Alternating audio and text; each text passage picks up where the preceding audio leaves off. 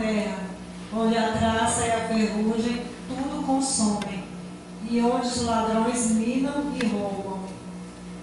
Mas ajuntai tesouros no céu, onde nem a traça nem a ferrugem consomem, e onde os ladrões não minam nem roubam.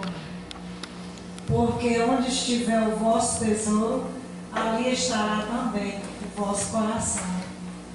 A candeia do corpo são os olhos, de sorte que, se os teus olhos forem bons, todo o teu corpo terá luz. Se, porém, os teus olhos forem maus, todo o teu corpo será tenebroso. Se, portanto, a luz que em ti há são trevas, quão grandes serão tais trevas? Ninguém pode servir a dois senhores, porque ou há de odiar um e amar o outro, ou se dedicar a um e desprezará o outro. Não podeis servir a Deus e a Mamon. Então, irmãos, como que nós podemos ser essas pessoas? Como é possível a gente se libertar disso? Como que nós vamos viver sem servir a Mamon? Qual é o caminho? Graças ao Senhor, que Ele é o caminho. Então nós temos o versículo 33. Mateus 6, versículo 33. Nós vamos concluir esse estudo de hoje com esse texto. Mas buscai primeiro o reino de Deus e a sua justiça, e todas estas coisas vos serão acrescentadas. Olha, irmãos, esse é o único meio de nós vencermos essa potestade. Não tem outro. Esse é o único meio. Nós temos que buscar em primeiro lugar. E eu vou traduzir isso aqui no pé da letra, como está lá no original. Buscar em primeiro lugar o reinar de Deus. Amém. O reinar de Deus. Agora, para que haja o reinar de Deus na minha e na sua vida, sabe, irmãos, nós precisamos aprender o caminho da cruz diariamente, porque esse tirano chamado ego, ele precisa da cruz todo dia e o dia todo, sabe? A única maneira de haver o reinar de Deus na minha e na sua vida é a cruz operando de modo prático, experimental, todo dia, porque é dessa maneira que o Senhor reina em nós. O reinar de Deus significa Deus reinando em nossos corações, Deus ocupando o lugar primeiro em nossos corações, sabe? A gente, independente dos afazeres que cada um aqui tem, como profissional, como mãe, como pai, como aluno, independente da tua responsabilidade, deixa Jesus Cristo reinar no teu coração e governar o teu dia. Deixa Ele estabelecer qual é o tempo que você vai ter com a palavra dEle. Deixa Ele estabelecer qual é o tempo que você vai ter, sabe, orando. Aprenda isso, sabe, seja como Daniel. Tenha uma vida de sacrifício contínuo, todo dia, põe tua boca no pó, clama ao Senhor, coloca diante dEle as tuas responsabilidades, os teus afazeres, as tuas batalhas, as tuas dificuldades, se consagra, se entrega ao Senhor, deixa Ele te guiar, sabe, durante o teu dia de trabalho, independente do que você estiver fazendo, não esqueça disso. Esteja em constante comunhão com o Senhor, um espírito de oração, um espírito de adoração. Aprenda a louvar o Senhor longe da reunião da igreja. Aprenda a fazer isso. Aprenda a levar a reunião da igreja para o teu dia a dia. Decore os cânticos de tal modo que você nunca mais precise de um caderno e de um projetor, que você tenha tudo isso vivo no teu coração, porque você está vivendo do Senhor, aos pés do Senhor, diante do Senhor o tempo todo. Isso é buscar o reino de Deus. Sabe o que significa a sua justiça? Sabe, essa palavra justiça, no original do grego lá, a palavra é de kaisunem, que significa condição aceitável a Deus. Não está relacionado com justiça própria. Sabe o que significa essa palavra? É você ser para Deus aquilo que você deveria ser. É você viver aqui no mundo diante daquele que você tem que prestar conta. Sabe, irmão, nós precisamos andar assim, sabendo que nós temos a quem prestar conta, que nós temos alguém que foi lá no mercado de escravo e pagou um alto preço pelas nossas almas, pagou um alto preço, E agora ele fala assim, ó, permanece em mim, que eu permaneço em você. Ele não fala assim, ó, vive do teu jeito que a graça vai te atingir. Ele nunca falou isso. Ele fala assim, ó, permanece em mim, que eu permaneço em você. Você entende o que é isso? Você entende o que significa permanecer em Cristo? Permanecer em Cristo, irmãos, é uma atitude de regenerado. E falar assim, ó Senhor, eu não ouso fazer nada sem tua graça. Eu não dou um passo se o Senhor não me mostrar onde eu tenho que pôr o pé. Eu não vou abrir minha boca se o Senhor não me der a tua palavra. Eu não vou nem evangelizar se o Senhor não me der o que eu tenho que falar. É assim. Isso é permanecer em Cristo, permanecer no Espírito, permanecer em comunhão com Deus. Quando a gente vive assim, irmãos, sabe o que acontece? O reino de Deus se torna uma realidade experimental diária nas nossas vidas. E aí a gente tem satisfação, alegria, gozo, paz.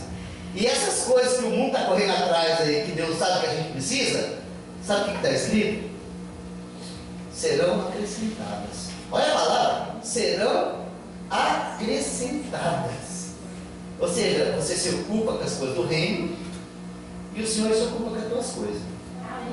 Sabe, um irmão que eu conheço lá no passado, ele era um simples entregador de peça, mas ele era um nascido de Deus e ele queria viver para agradar a Deus. Então ele foi trabalhar naquela empresa e ele aprendeu tudo de peça, e ele conheceu todos os clientes que ele ia entregar peça. Com pouco tempo o patrão colocou ele de vendedor.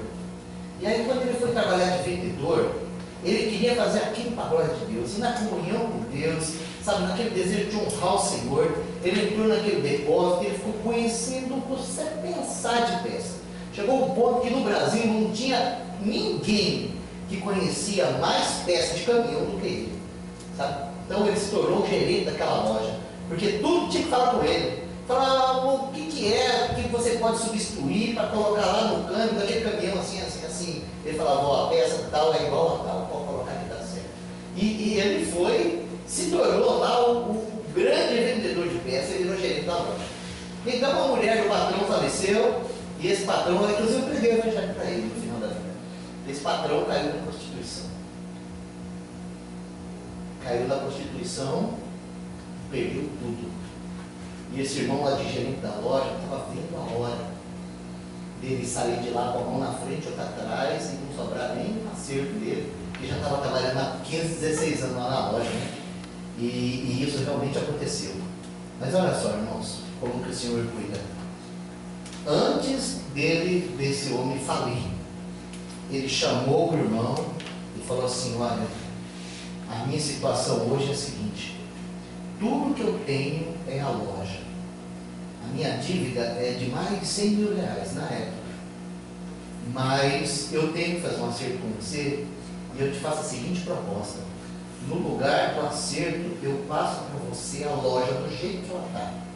Transfiro ela hoje para o teu nome e ela vai ser sua.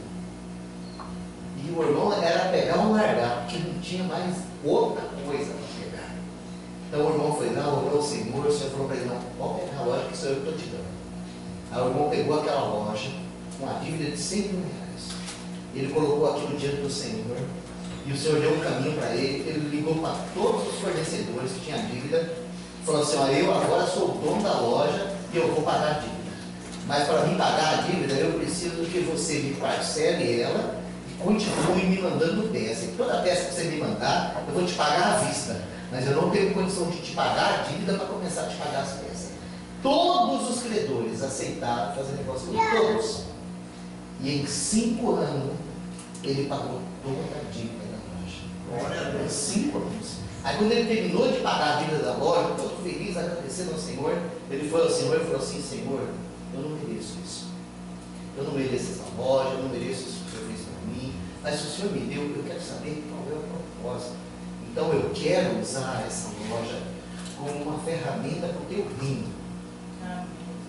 E o Senhor deu um caminho para ele. Um caminho para ele. Foi um caminho que o Senhor deu para ele. O Senhor falou para ele assim, ó, tira os olhos do sistema religioso. Você vai fazer o seguinte, você vai separar uma quantidade do lucro da tua loja e você vai mandar para umas viúvas que tem lá na Nigéria, que era a viúva dos missionário que morreu lá, e elas precisam de ajuda. E ele começou a fazer isso. Aí depois o Senhor falou para ele assim: você vai mandar um dinheiro lá para o Nordeste, um irmão que estava lá no Pernambuco. E ele começou a fazer isso. E o irmão vai mandar um recurso para uns irmãos de um orfanato num determinado lugar. Ele nunca fez nada por emoção. Sempre o Senhor indicou para ele para onde ele ia mandar os recursos. A última vez que eu conversei com ele, faz um tempo que eu não vejo esse irmão. Na última vez, ele estava tirando 35 mil por mês. Isso, ó, tem mais de 10 anos. Ele estava tirando 35 mil por mês e mandando por ele. Ele estava tirando 5 da despesa dele. E o restante ele mantinha as despesas da loja. Ó, 5 para a despesa dele, parece que era 12 para manter as despesas da loja e 35 por reino. Consegue entender isso? Glória a Deus. Consegue entender isso? Você acha que falta alguma coisa para esse irmão? Você acha que ele tem alguma necessidade? Você acha que ele passa alguma dificuldade? Então eu vou contar para vocês aqui, desse dia que ela conversou. Eu perguntei para ele, falei assim: mas irmão, no meio dessa crise toda, porque isso era uma época de bastante crise, no meio dessa crise toda, como que é que o Senhor está suprindo? Porque a loja dele é uma loja muito simples. Aí ele falou assim: Jonas, você lembra, né, que eu era o cara que conhecia todas as peças dos caminhões? Então, há um tempo atrás, ligou para mim uma mineradora lá de Minas Gerais, que eles tinham uma máquina lá, que tinha uma peça de diferencial, que essa peça, quando ela quebrava, eles tinham que comprar lá nos Estados Unidos. E o valor da peça, se eu não me engano, posso estar falando bobagem aqui, mas se eu não me engano era $3.000 o valor da peça lá nos Estados Unidos. E eles compravam a peça, mas por causa dessa burocracia de alfândega, cada vez que essa máquina quebrava, eles não podiam ter estoque dessa peça. Cada vez que a máquina quebrava, eram 30 dias de alfândega para essa peça sair lá nos Estados Unidos e chegar na mineradora, e a máquina tinha que ficar parada. E aí esse pessoal da mineradora foram conversar com as fábricas de peça aí do Brasil para ver se alguém conseguia achar uma peça de algum caminhão, alguma coisa similar, que encaixasse lá e funcionasse a máquina. E aí o pessoal das distribuidoras falaram assim: ó, se tem alguém no Brasil que pode ajudar vocês, esse alguém é o irmãozinho lá de Londrina. Não vou falar o nome dele aqui porque os irmãos estão gravando e eu não quero fazer isso. Mas então, eles já ligaram por mim. E o irmão pegou e falou assim: faz o seguinte, me manda uma peça dessa. Quando quebrar, me manda uma peça dessa. Aí eles falaram: não, vamos fazer diferente. Nós vamos importar uma para você. Uma nova para você. E aí você vai pesquisar e vai achar aí como resolver nosso problema. Aí mandaram uma peça nova para ele, e ele já foi lá e já achou uma peça de um caminhão do ano lá, que era muito parecida com ela, e um torneiro com R$500, ele deixava a peça exatamente igual a outra. Exatamente. A peça custava R$3.000, e mais com a mão de obra de torneiro, R$3.500. Transporte lá na mineradora, R$4.000. E ele vendia essa peça para a mineradora por $3.000. Assim, era um lucro absurdo. Só essa peça era um lucro absurdo. A cada 2, 3 meses a mineradora tinha que comprar essa peça. O pessoal ficou tão contente com o atendimento do serviço dele, que a mineradora parou de comprar peça para tudo nas lojas. Começaram a comprar só dele. Hoje só essa mineradora traz uma renda absurda, por irmão. Só essa mineradora. E ele não precisa nem ir lá, eles mandam pelo computador, ele cata lá a relação de peça e já manda a distribuidora entregar lá e só chega o dinheiro na conta dele. Agora, esse recurso que chega na conta dele, vai correndo. Vai correndo, vai para a obra, vai para sustentar missionário, vai para sustentar viúva, irmão pobre, irmão quebrou, orfanato, sabe, irmão? Isso é o que todos nós deveríamos estar fazendo. Aquele irmão que ele está trabalhando todo dia, ele abre a loja, fecha a loja, economiza energia, paga água, paga luz, paga funcionário, gasolina, mas é mais um desses filhos do reino de Deus, que estão aqui vivendo com um propósito, estão aguardando com expectativa aquele dia que eles vão ouvir do Senhor assim: ó, servo bom e fiel, foste fiel no pouco, sobre o muito te colocarei. Oh, meus irmãos, essa deve ser a nossa ambição. arder no nosso coração, esse desejo tremendo de naquele dia comparecer diante do Senhor com as mãos cheias de pedras preciosas adquiridas pela graça de Deus, para poder colocar aos pés do Senhor e dizer assim: ó, tu és digno, Senhor, de toda a honra, de toda a glória, que não fui eu, foi o teu governo, foi a tua vida em mim, foi a tua palavra. Amém? Senhor, nós queremos te agradecer por esse momento, Senhor. Nós queremos te agradecer por esse momento, Senhor. Nós queremos te agradecer pela tua palavra, Senhor.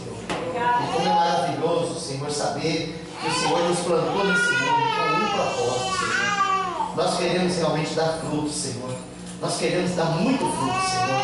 Então nós pedimos a Ti que pelo poder da tua palavra, pelo poder do teu Espírito, pela operação da cruz do Calvário, de maneira experimental na nossa vida diariamente, que o Senhor realmente conquiste os teus frutos, para a honra e glória do teu nome, Senhor. Nós te pedimos e te agradecemos em nome de Jesus.